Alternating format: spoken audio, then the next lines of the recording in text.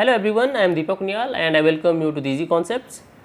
In this series of videos, we are talking about general questions that student ask, and the first two questions that we have covered till now is which programming language you should learn first if you are a fresher, and second, how to learn C and C++ effectively. I have also given you some resources, you can check my previous two videos for that. And now I have got few more questions. Basically I have three questions that are most important, so I am going to cover all of them but not in single video. I am going to cover first question here and rest of the two questions in next two videos. So what are these questions? First question is how to build logic in programming, because one student was asking that he is very poor in logic building, so how to begin with that. I know that he is a fresher, so it's not a problem. We can learn that how to run programs, how to learn logics building and all that, because no one is efficient or nobody is proficient from the beginning, right? So we need to learn those things. Second question is how to begin with competitive programming, and third question, which is very important and most people ask this question, is competitive programming necessary for the placements or for other things, whatever they are thinking, but is it necessary or not?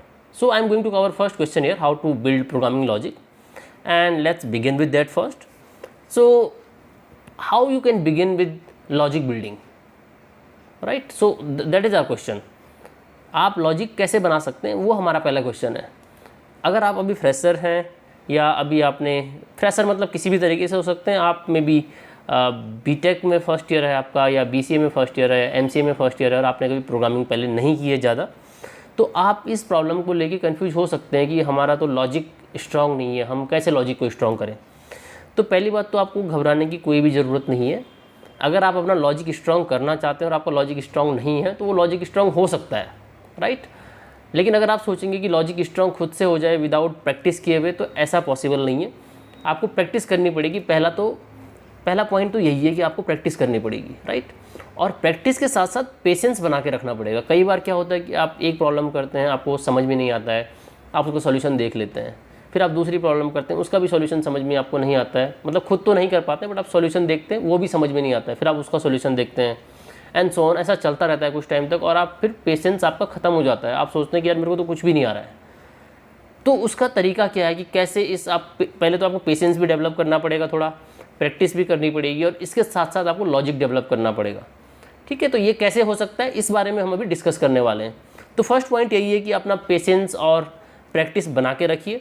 और जब आप ये patience और practice अपने अंदर लेके आएंगे कि ये पेशेंस हमें बना के रखना है ताकि प्रैक्टिस करते रहें, तो आप लॉजिक बिल्डअप में आपको आसानी होगी. कैसे आप लॉजिक बिल्डअप कर पाएंगे, राइट. अब उसके कुछ तरीके हैं. ऐसा नहीं कि पेशेंस बना लिया और बैठे हुए चुपचाप, तो तब नहीं होने का है.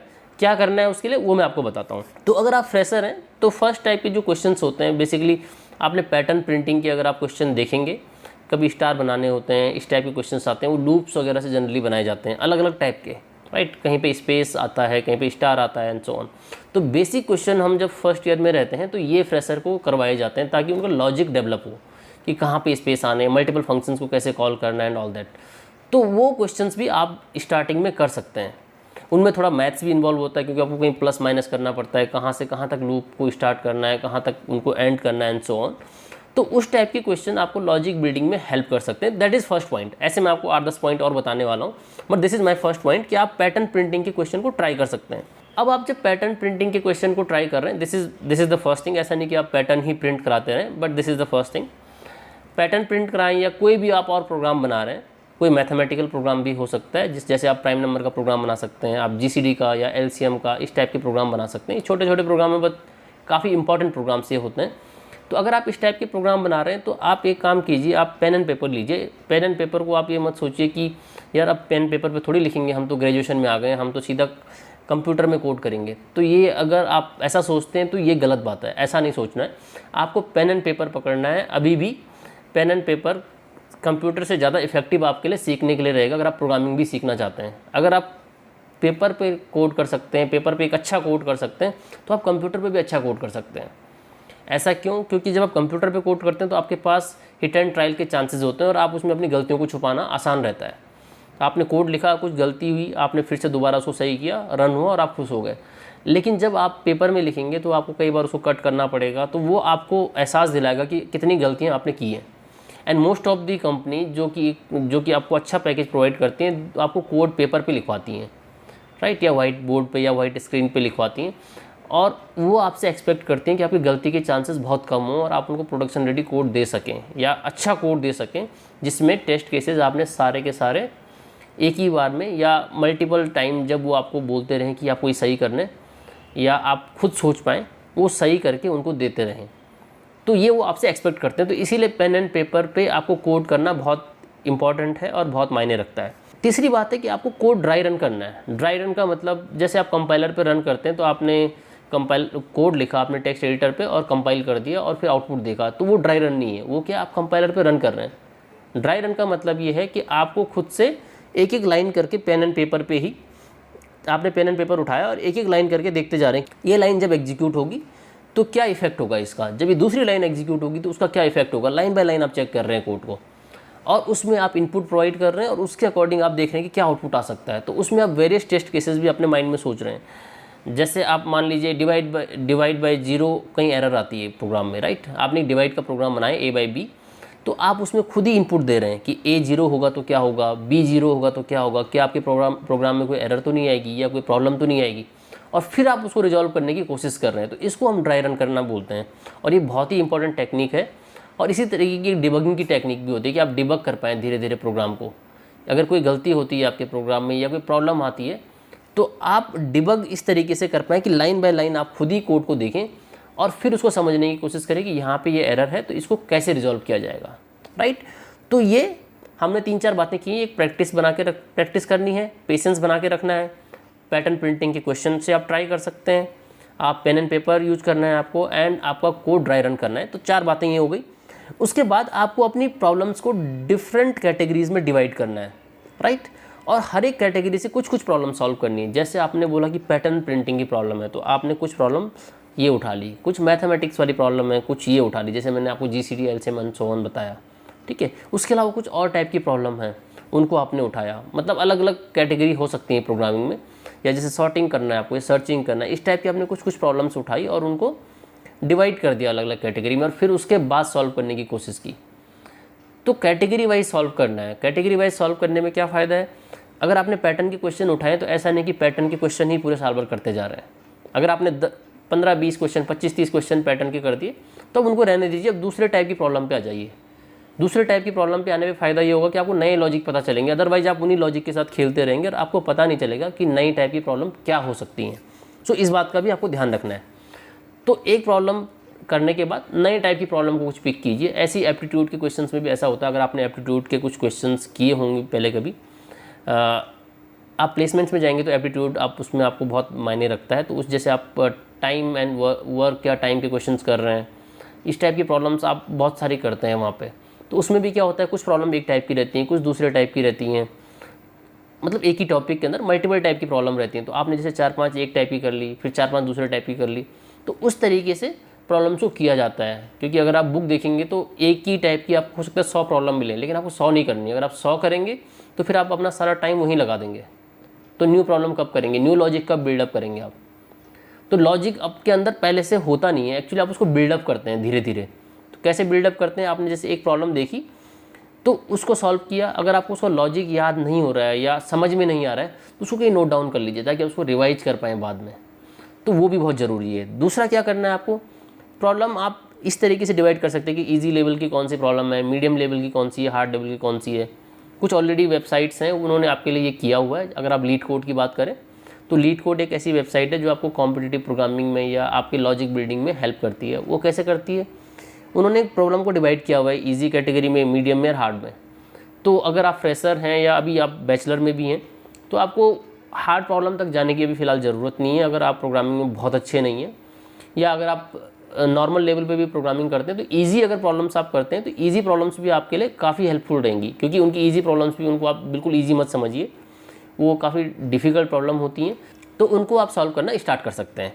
तो अगर जैसे हम लीड कोड की बात करें और आपने एक प्रॉब्लम कोई रन की है, कोड बना लिया है आपने, तो आपको पता चलेगा उस कोड को एग्जीक्यूट करने के बाद कि आपने कितना टाइम लिया और किसी दूसरे ने कितना टाइम लिया है, आपने कितनी मेमोरी कंज्यूम की है उस प्रोग्राम के लिए और किसी दूसरे ने कितनी की है। तो आपको परसेंटेज के बेसिस पे या परसेंटाइल के बेसिस पे वो आपको बता देगा कि आप कहाँ पे लाई करते हैं उस पोजीशन पे जहाँ पे लोगों ने कोड सबमिट किया है। तो हो सकता है आपका कोड इफेक्टिव हो या हो सकता है आपका कोड इफेक्टिव ना हो। तो अगर आपका कोड इफेक्टिव नहीं है तो आपको क्या करना है, पहले तो आप प्रैक्टिस कर सकते हैं, थोड़ा सोच सकते हैं कि कैसे हमको इस कोड को इफेक्टिव बनाना है। लेकिन अगर आप इफेक्टिव नहीं बना पा रहे हैं उस कोड को, तो उसके बाद आप औरों के सॉल्यूशन भी ज़रूर देखिए, राइट। तो आपने एक अपना लॉजिक तो लगाया है, वो तो ठीक है, बट आप दूसरे के लॉजिक को भी समझने की कोशिश कीजिए कि दूसरा जो प्रॉब्लम आपको सॉल्व करके बता रहा है, जो उसने कोड लिखा है वो किस टाइप का कोड है, उसने कौन सा लॉजिक लगाया है। तो ये तरीका कौन सा है, दूसरे के लॉजिक से सीखने का। तो दूसरों की कोड भी ज़रूर देखिए, ऐसा नहीं कि अपना कोड लिख दिया और जो हमको आता है बस वही आएगा हमेशा। आप दूसरों के कोड देखेंगे तो उससे आपको पता चलेगा कि अच्छा दूसरे ने जो लिखा है उससे हम क्या सीख सकते हैं, राइट। नेक्स्ट थिंग है divide and conquer. So divide and conquer क्या होता है, एक प्रॉब्लम को डिवाइड करना और फिर उसको सॉल्व करना। तो एक्चुअली ये चीज़ आपकी रियल लाइफ में भी एप्लीकेबल होती है। अगर आपको कोई बड़ी प्रॉब्लम अपने सामने दिखती है तो आप क्या कोशिश करते हैं कि उसको पहले छोटे छोटे पार्ट में डिवाइड करें या उस प्रॉब्लम के मल्टीपल पार्ट करें, एक किसी और से सॉल्व करवाएं, एक किसी और से सॉल्व करवाएं। ऐसा प्रोग्रामिंग में नहीं करना है एक्चुअली आपको कि किसी और से सॉल्व करवा रहे हैं, बट आप उनके मॉड्यूल्स बना सकते हैं, फंक्शंस बना सकते हैं कि ये छोटा पार्ट इसका ये फंक्शन सॉल्व करेगा, ये छोटा पार्ट इसका ये वाला फंक्शन सॉल्व करेगा। या स्टार्टिंग से स्टेप वाइज लेके चलना है कि अगर इस प्रॉब्लम के इतने पार्ट हैं तो पहले इसको सॉल्व किया जाए छोटे पार्ट को, फिर उसके बाद ऐसे बिल्डअप करते हुए चलिए और फिर प्रॉब्लम को सॉल्व कीजिए। मतलब आपको बड़ी प्रॉब्लम को हमेशा बड़ी की तरह नहीं देखना है। अगर आपके पास एक पहाड़ है सामने तो उस पहाड़ को सिर्फ आप ये मत देखिए उस पहाड़ की चोटी में जाना है, पहले नीचे से स्टार्ट कीजिए कि हमको 10 सीढ़ियाँ चढ़नी है या 10 स्टेप चढ़ने हैं, उसके बाद आगे बढ़ते रहिए धीरे धीरे। अगर आप डायरेक्टली टॉप में देखेंगे हो सकता है आप हिम्मत हार जाएँ या आपको ये लगे कि यार ये तो बहुत दूर है, यहाँ कैसे चढ़ेंगे, राइट। तो ऐसा नहीं करना है आपको क्या करना है, प्रॉब्लम को मल्टीपल पार्ट में डिवाइड करना है। नेक्स्ट पॉइंट है कि कुछ मैथमेटिक्स और पजल सॉल्व करना भी ज़रूरी है, क्योंकि जब हम प्रोग्रामिंग की बात करते हैं तो प्रोग्रामिंग और मैथ्स का एक अच्छा रिलेशनशिप है आपस में। प्रोग्रामिंग कर रहे हैं तो लॉजिक बिल्डिंग का और मैथमेटिक्स ये सब आपस में इंटरकनेक्टेड हैं या इंटरलिंक्ड हैं। तो मैथ सॉल्व करना या मैथमेटिकल क्वेश्चन करना या पजल सॉल्व करना या एप्टीट्यूड के क्वेश्चन सॉल्व करना, ये भी आपके लॉजिक बिल्डिंग में हेल्प करेगा। तो इस टाइप के क्वेश्चंस भी ज़रूर कीजिए।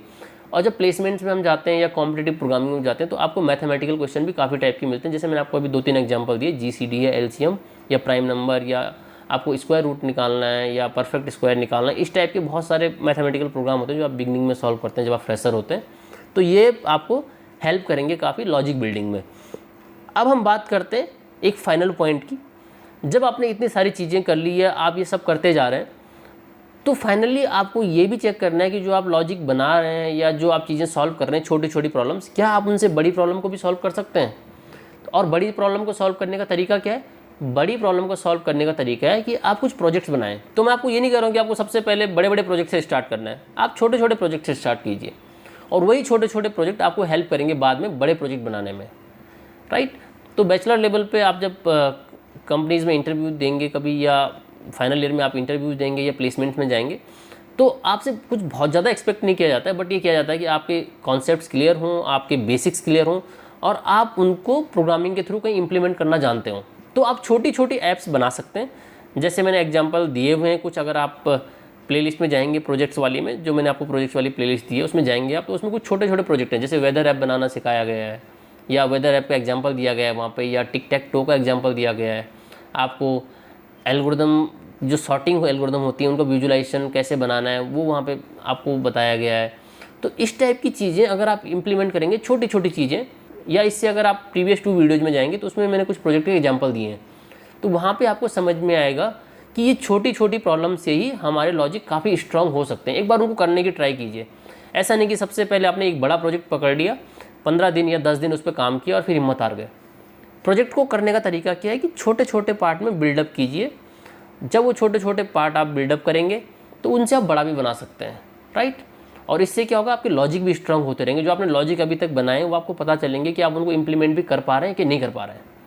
तो ये आपको हेल्प मिलने वाली है। तो मेरे ख्याल से इतने पॉइंट्स काफ़ी हैं। अगर आपको अभी तक कोई घबराहट हो रही है कि लॉजिक कैसे बनाएंगे, तो इसमें घबराने की बिल्कुल भी ज़रूरत नहीं। हर कोई इससे गुजरा है, हम भी इससे गुजर चुके हैं कि लॉजिक बिल्डिंग में भी प्रॉब्लम हो रही है, या जो आपके सीनियर्स हैं या जो अभी कहीं कंपनीज़ में काम कर रहे हैं आपके सीनियर्स, कोई भी लोग हो, सारे लोग इस चीज़ से गुजर चुके हैं कि आप कैसे लॉजिक बिल्डअप कर सकते हैं। और सब ने मोस्टली पेशेंस और प्रैक्टिस का ही तरीका अपनाया है। इसका कोई शॉर्टकट नहीं है, आपको ये सब कुछ करना पड़ेगा। तो हिम्मत हारने की ज़रूरत नहीं है, ना परेशान होने की ज़रूरत है, ना इसमें ज़्यादा एक्साइटेड होने की ज़रूरत है। अगर एक क्वेश्चन कर लिया, प्रैक्टिस करते रहिए, आप धीरे धीरे वो एम अचीव कर लेंगे जो आपने बनाया है, राइट। तो मेरे ख्याल से ये वीडियो आज की इतना काफ़ी है आपके लिए। इसको समझिए, जो मैंने आपको पॉइंट्स बताए उनको एक बार प्रैक्टिस कीजिए, उनको एक बार नोट डाउन कर लीजिए कि क्या क्या पॉइंट्स बताएं, किस किस तरीके से आप उसको इम्प्लीमेंट कर सकते हैं। इम्प्लीमेंट आपको अपने तरीके से करना है, लेकिन आप एक बार पॉइंट नोट कर सकते हैं कि क्या क्या करना है हमें, राइट। अगर आपको कोई और क्वेश्चन हो या आप चाहें मैं किसी और टॉपिक पे वीडियो बनाऊं तो आप कमेंट में लिख सकते हैं। अगर आप टेलीग्राम या डिस्कॉर्ड चैनल पर डिस्कस करना चाहते हैं तो डिस्क्रिप्शन में जाके लिंक देख सकते हैं, और हमारा चैनल ज्वाइन कर सकते हैं जिसमें हम हमेशा कुछ ना कुछ डिस्कस करते रहते हैं। वहाँ पे बहुत सारे स्टूडेंट्स हैं जो आपकी हेल्प कर सकते हैं अगर आपको कोई प्रॉब्लम है तो, राइट।